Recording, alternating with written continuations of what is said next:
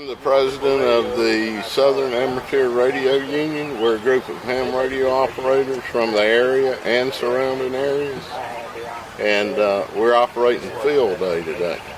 We've had a lot of people that they see all of this out here. They're wanting to know what's going on. So what is this event for y'all?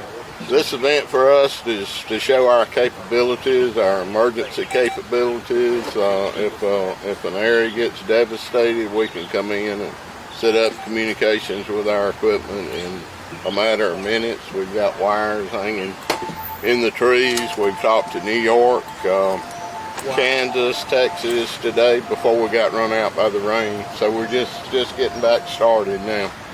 Did y'all have any equipment damage during the rain at all? We did not. We were Johnny on the spot with that. So. Now let's talk about some of the things y'all have done.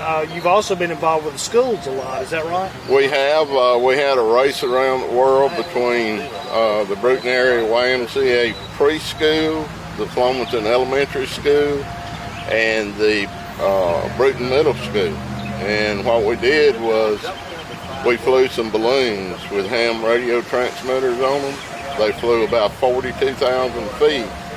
And the elementary school and the Brewton Middle School made it all the way around the world.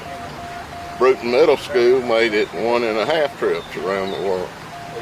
And they also set a world record for navigating the globe, circumnavigation in 8 days. So amazing. They hold the world record right now. Really? Brewton holds the world record? Brewton holds the world record. That is amazing. Not many people know about this. So I guess you're kind of getting it out so that people can see exactly what y'all do? We're trying to get the word out, trying to help people. We give tests in Brewton from entry level to the highest level you can go. It's called an extra class. And you can operate near space with that extra class license. So wow. A lot of capabilities. These guys are working CW, commonly known as Morse code. And these guys over here are working voice. Wow. So you've got, from beginning to end, you've got everything in the middle as well, right? We do. We do. And the higher class license you get, the more privileges, more frequencies you get. How did you get involved with this? I'm an electronics person. So back in the late 70s, I said, hey, that's pretty neat.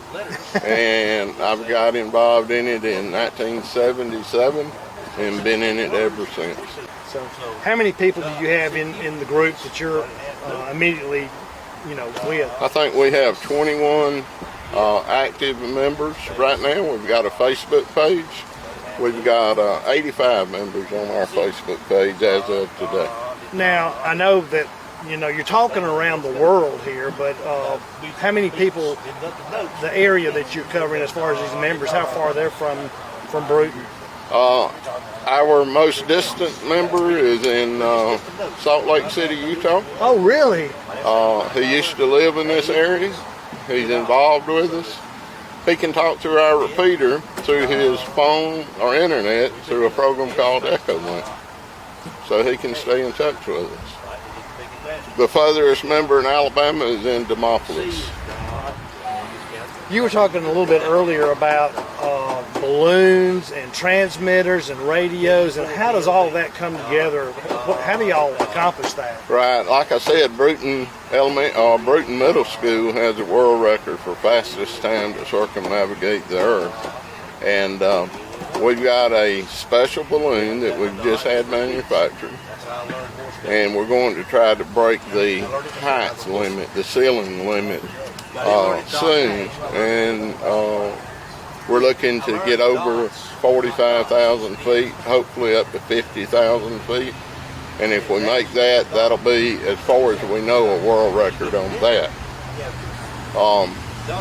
We have a GPS receiver. Our transmitter weighs 7 grams.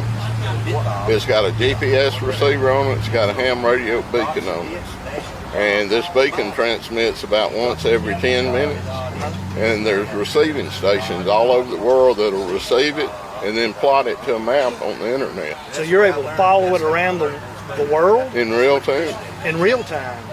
How much has this technology changed from 1977 when you were in it to what we're seeing now? Oh my gracious. It's the microprocessor has opened the world up. Back in my day, there were tubes, vacuum tubes. That's right. That you use. And now it's transistor components. So you're talking about something that used to be huge. Now you've reduced it down to Tiny, tiny, tiny. wow, and just as powerful or more powerful? This transmitter that we're talking about is 1/100th of a watt. Less power than your Bluetooth transmitter. And just in our test mode, it's been received in Scotland. That's what, 4,000 miles or a little better? Yeah. On less power than your Bluetooth device has. How cool is that? That is neat. It's neat. All right. Well, I'll tell you what. We're going to follow you around and kind of shoot over your shoulder and let you guide us through what we're seeing here, because it's all alien to me. Okay. But you can kind of put it in layman's terms so we know what we're looking at. We can give you a test, Steve. Right. You can pass it, and you can talk to the world for free. How cool is So that? do that right here in Brewton. All of that's available right All here. that's in Brewton. You'll get an FCC license and just tons of frequencies. Amazing. You can operate TV. You can operate voice. You can operate digital modes. You name it, you can operate it. Satellites. The hams have satellites up you can operate through. No kidding. So No kidding. y'all really are worldwide, huh? We are. And from right here in Brewton. From right here in Brewton. This is one of our most senior ham radio operators. His name's Kobe Will Coxon. His call sign is AC4GM, and he's operating CW, commonly known as Morse code. He's got a HF transmitter right here, transceiver right here, and he's got a power meter here to tell him how much power he's sending to this wire that's strung around and how much power is coming back into his radio.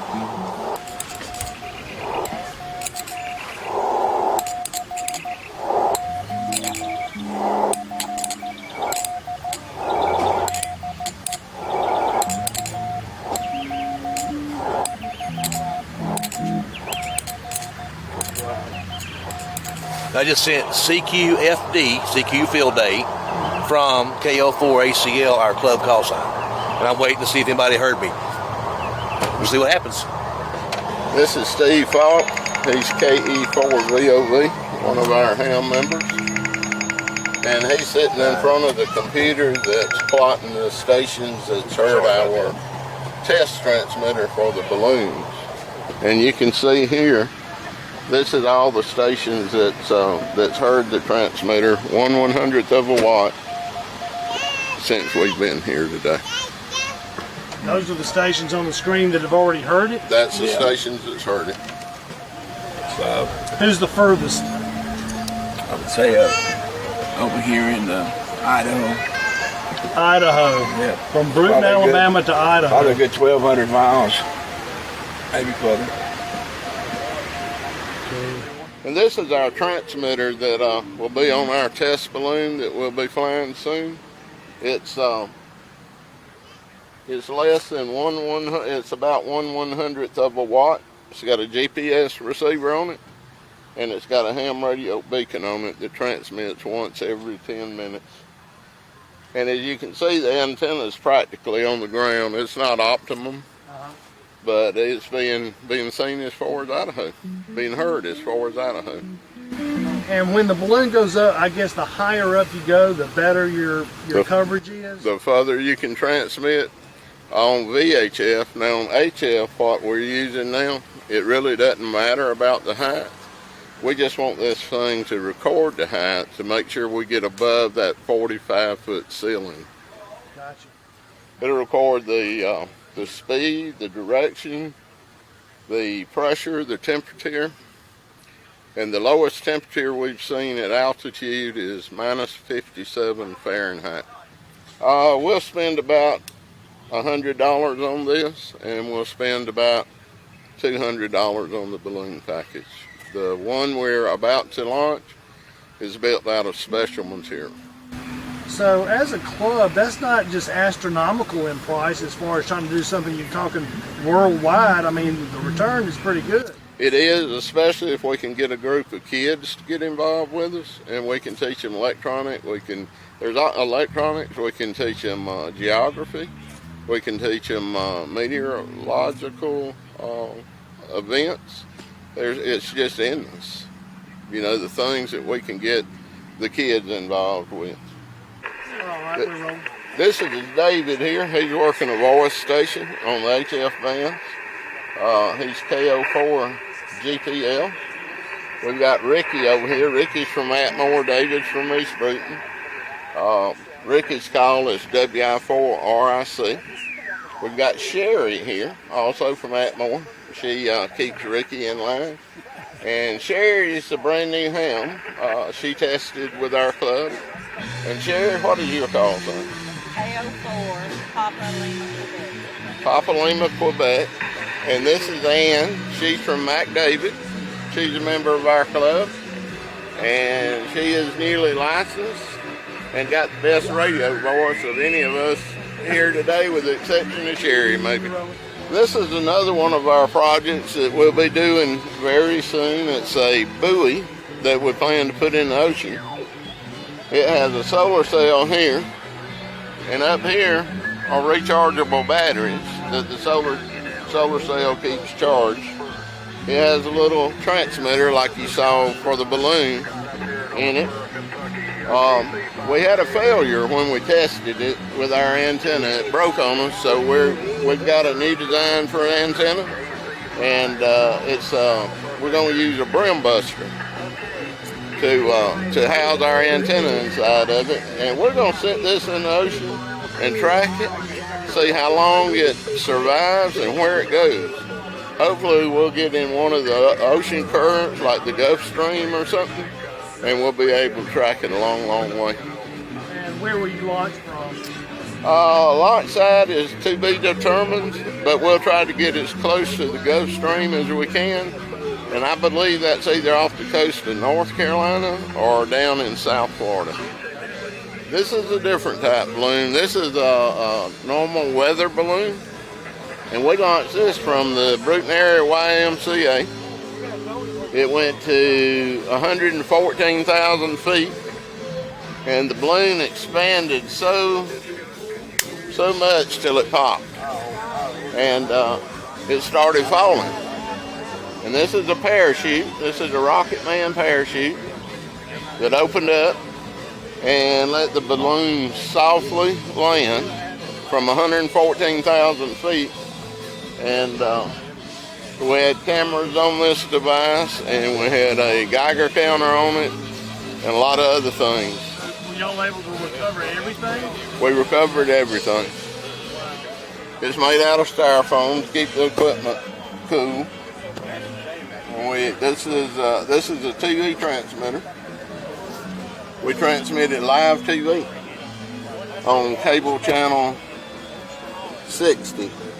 So if you had a cable ready television and you had it tuned to channel 60 but connected to an outdoor antenna instead of your cable, you could have received the video being transmitted from this package. From the Brewton area YMCA balloon. From the Brewton area YMCA balloon.